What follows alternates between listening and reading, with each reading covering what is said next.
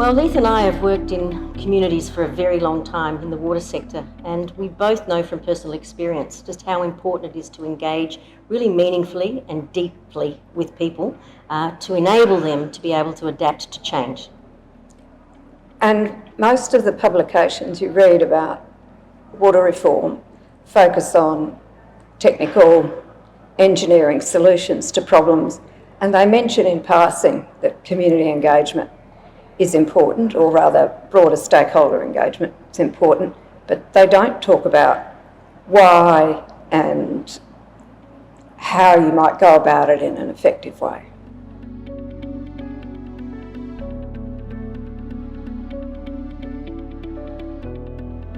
I think what was really important about the people that we interviewed was that they were prepared to be honest. They really wanted to tell their story from their perspective, and they saw the value in actually expressing how they felt about this, but not in a controversial or a nasty way. They really wanted to contribute in a positive way to how community engagement could be improved.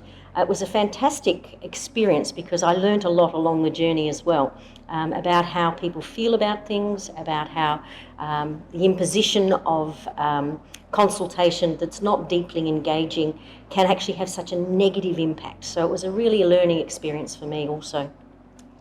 And I think that the standout from all of those interviews was that people were at the heart of everyone's consideration of whether a process worked well or didn't work well. So where people were excluded, the processes left people feeling disengaged and disempowered. Where the processes were inclusive and considered a whole range of stakeholders, people felt like they'd been able to make a contribution and be heard, even if they didn't get the ultimate outcome that they wanted to achieve. I think the other thing that was really important, that was a standout for me, was everyone referred to leadership as being important, but everyone had a different idea of what leadership was, and that leadership can be found in all different levels. It's at community level, it's at industry sector association level, it's at government level, and so embracing leadership at all levels was critically important in successful engagement processes. When people say we did it instead of they did it, you know that you've got successful leadership and no one's playing the hero, but everyone's playing their part in getting towards a solution that works for most people.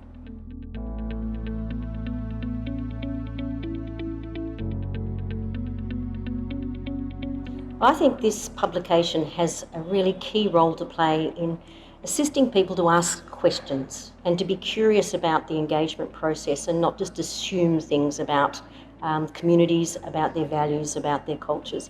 I'm hoping that this document will enable people to think differently about community engagement and to ask themselves the question, am I doing this for my purpose or am I doing it for theirs?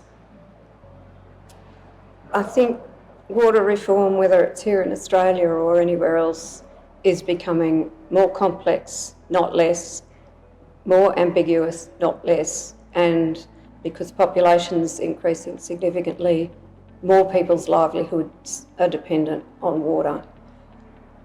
If collectively we don't think about how to work together to share a scarce and precious resource, then we don't have a future. In Australia, we won't have a productive Murray-Darling Basin or a productive Northern Australia. It all comes down to how do people come together to decide what's fair for the longer term, not so much the short term, but what's going to happen in the longer term. How do we deal with climate change? What are communities going to look like? How do we enable people to speak up when there are challenges rather than avoiding them?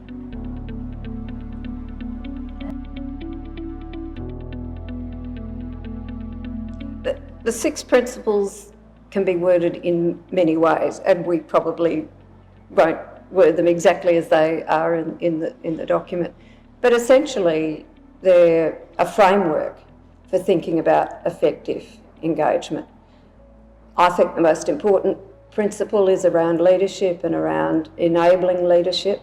And if you look at things like having clarity of purpose, making sure that you've got co-design in